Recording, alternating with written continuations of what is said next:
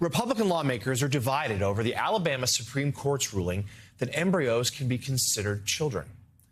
The governors of Georgia, Tennessee, and New Hampshire, just to name a few, have all said they support IVF treatments. This despite signing restrictive anti-abortion measures in their states. In the GOP-led House, several New York representatives have denounced the ruling. Don Bacon of Nebraska told Axios he does not support restrictions on the treatment. South Carolina Congresswoman Nancy Mace also criticized it, saying the nation should do more to protect IVF. Meanwhile, on the campaign trail, Nikki Haley appears to be towing the line between supporting and criticizing the court's decision. Earlier this week, Haley told NBC News she believes embryos are babies, but is now clarifying that comment, saying parents need to have options. Take a listen. One, you want to make sure that embryos are protected and respected in the way that they're supposed to be.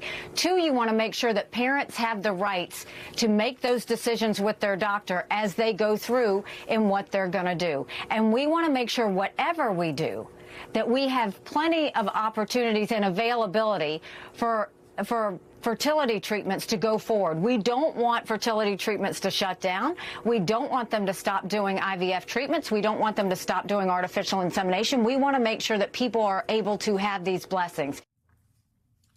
Joining us now, NBC News Capitol Hill correspondent Ali Vitale, who is on the ground in South Carolina covering the state's primary, which is being held tomorrow. Ali, you were also the first one who talked to Nikki Haley about the ruling on Wednesday. What do you make of the evolution of her comments?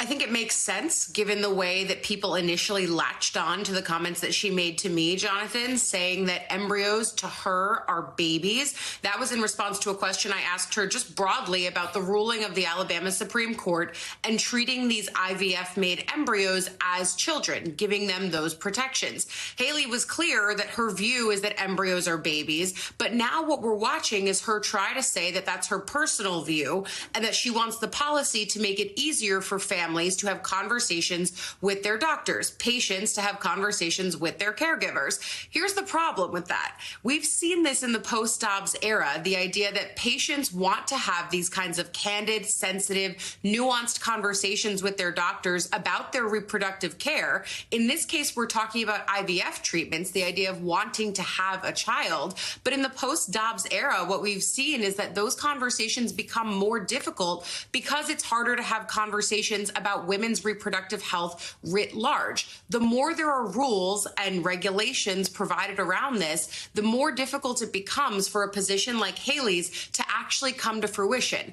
And I pressed her on this in real time, Jonathan. I asked about the possible chilling effect that views like the courts in Alabama could have on the actual practice of this health care for IVF. And Haley said that it needs to be treated sensitively and in a nuanced position. But again, it's new that she's coming out now and saying that the policy has to keep that in mind, because candidly, in this post-Roe, post-Dobbs era, that's not always been the case. And we have heard from time and again, patients and providers both who don't know the kind of care they can seek, who don't know the kind of care they can get, whether it's around abortion, and now that same confusion being applied to IVF. We also saw that same confusion around access to the abortion pill, otherwise known as mifepristone.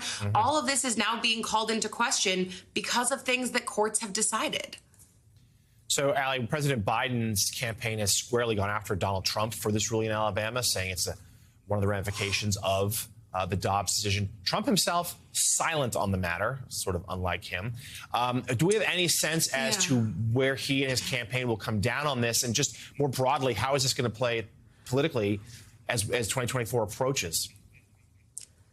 Yeah, he's been silent on the matter, and I think you and I both know that that's A, a rarity, as you point out, but also B, probably a new sign of what they're trying to do with this version of the Trump campaign. What is it, Trump campaign 3.0 at this point? They want him to be slightly more disciplined. He has in the past taken credit for putting together this Supreme Court and the overturning of Roe, but on this one, he's being more quiet. In part, it's because he doesn't necessarily do interviews in venues that will ask him tougher questions like this, but also because I think his campaign realizes this is a really tough issue. You're watching Republicans who are being asked about this now struggle to find the line. Senator Tommy Tuberville yesterday, for example, of Alabama, struggling to figure out how he would, or if he would, regulate positions around access to IVF through the lens of an anti-abortion posture that most Republicans have taken.